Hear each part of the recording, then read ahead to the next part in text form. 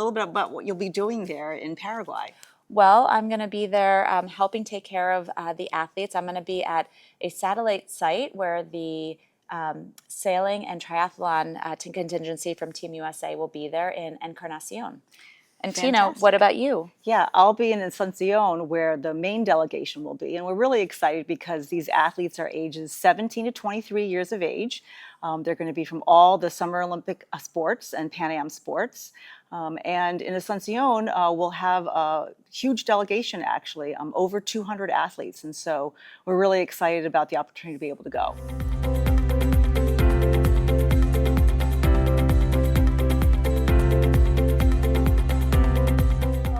The biggest concern is for me that I'm going to be far away from you, which as my partner at work and mentor for many, many years, it's going to be fun, but definitely a little bit challenging from that regards. Also, we're going to be in Paraguay, which is a different medical country. There are different needs and care there. We had to get vaccinated for certain illnesses like yellow fever and typhoid, which is something that we don't typically experience in America. Yeah, it's been really interesting, the logistics getting ready for these games. And so in working with the U.S. Olympic and Paralympic Committee, we've learned a bunch of things. So obviously when you're traveling, you always do worry about things like traveler's diarrhea. And so we've been told that we really should be careful with the water because that could affect us. And so there's a whole education campaign that's going on to make sure that the athletes know that they should really only drink bottled water when they're traveling. And then the other issues, like Dr. Brown had indicated, we've gotten our typhoid and yellow fever vaccines. And then lastly, it was interesting also to learn from an anti-doping standpoint, there are sometimes contaminants in terms of steroids or growth hormones in the meat supply. And so athletes have to be careful about that as well.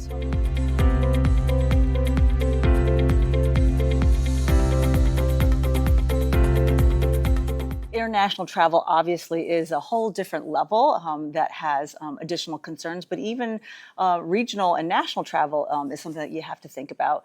You do want to think about what you have to take with you and bring with you and have available because you might not be able to get it wherever you might be.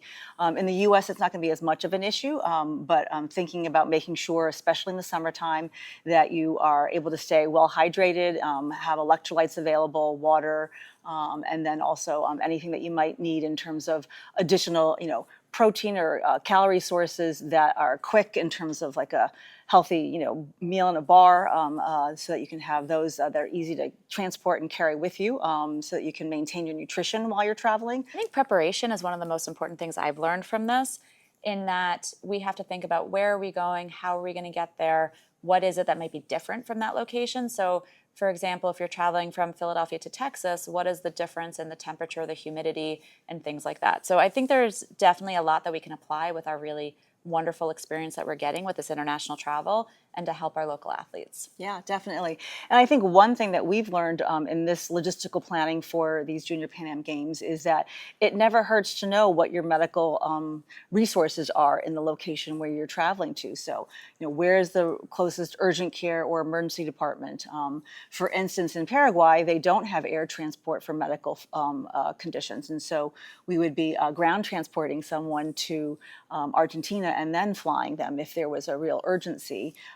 That's not likely going to be the case in most of the United States, but still really good to know what are your resources that you can turn to if something comes up of a medical nature when you're traveling.